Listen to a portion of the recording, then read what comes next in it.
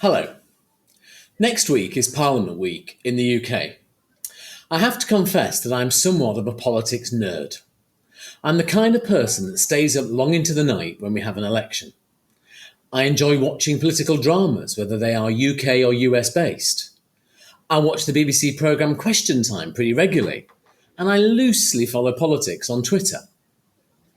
However, I also have to confess to being sometimes a little bit disillusioned with aspects of the political process and many politicians. Just this week, I was listening to a politician on the radio who was refusing to give a yes or no answer to a very, very straightforward question. In the US, we appear to have single issues dominating and polarising people's voting decisions.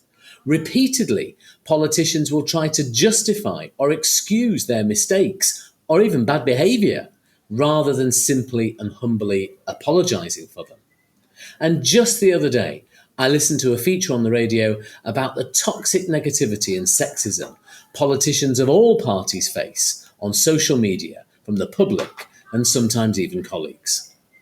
So, why bother with politics at all? Why not just leave them to get on with it? One of my all-time heroes is Archbishop Desmond Tutu, for many reasons. One of my favourite Desmond Tutu quotes is this: "When people say that religion and politics don't mix, I wonder which Bible it is that they're reading." Now, he, of course, received much venom for speaking truth to power, particularly on the issue of apartheid. But this was not the only thing that he spoke out about. He was also an advocate of gay rights and criticised the conduct and policies of the ANC in recent years, amongst other things. So, what does the Bible have to say on politics? I think that there is a rich seam of teaching to be mined. Personally, I love the Old Testament quote from the book of the prophet Amos. He says, "Let justice roll down like waters, and righteousness like an ever-flowing stream."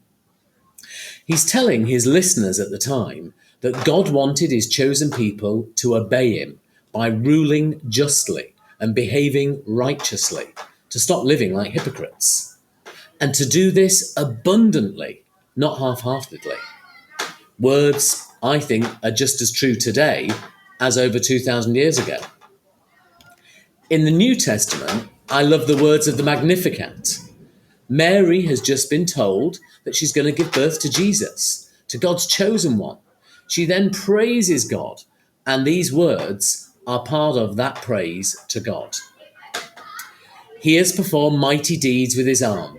He has scattered those who are proud in their inmost thoughts.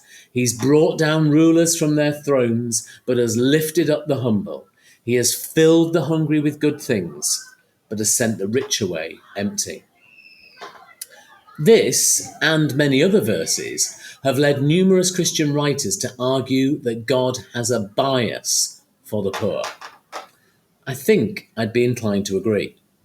And so, for reasons of justice and compassion, I do think that politics is important, even when it can be frustrating. I do think that it's our duty as citizens to be involved in politics and the life of the world, and furthermore, to be passionate about it. I'll give the last word to Martin Luther King Jr. Apologies for the gender-exclusive language, but I'm sure he was applying it to all of us when he once said, "If a man has not found something worth dying for, he's not fit to live." Bless you all.